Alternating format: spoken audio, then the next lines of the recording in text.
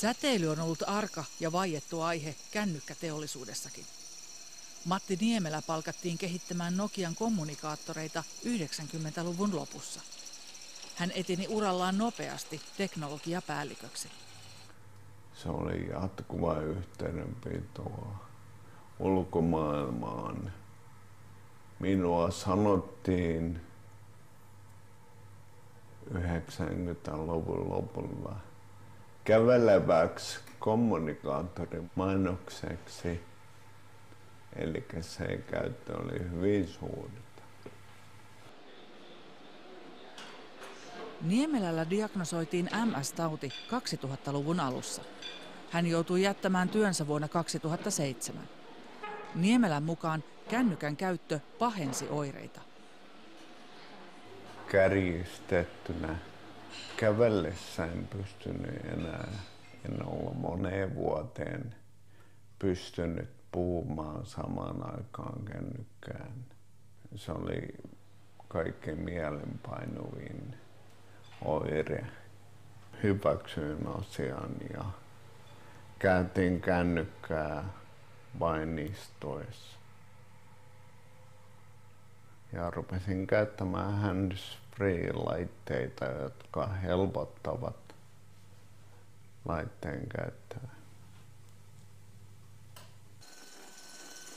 Työpaikkalääkärille hän kertoi kännykän käyttöön liittyvistä oireista vasta vuonna 2006.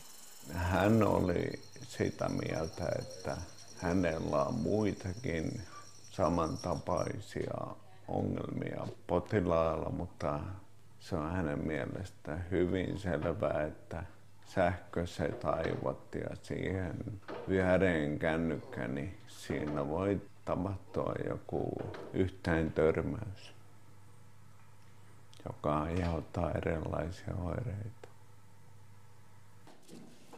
Kyllä sitä kahvipöydässä keskusteltiin ja ihmeteltiin uraani loppuaikoina.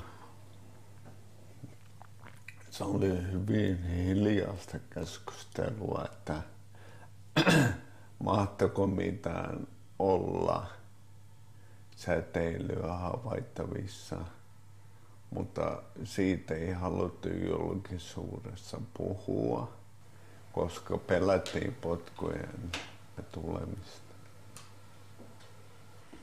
No miten sitten, kun esimerkiksi jos kerrot lääkärille näistä asioista, että kerrot siitä, että vältät tekniikkaa ja oireesi pysyvät sillä lailla kurissa, niin mikä on lääkäreiden näkemys tähän asiaan?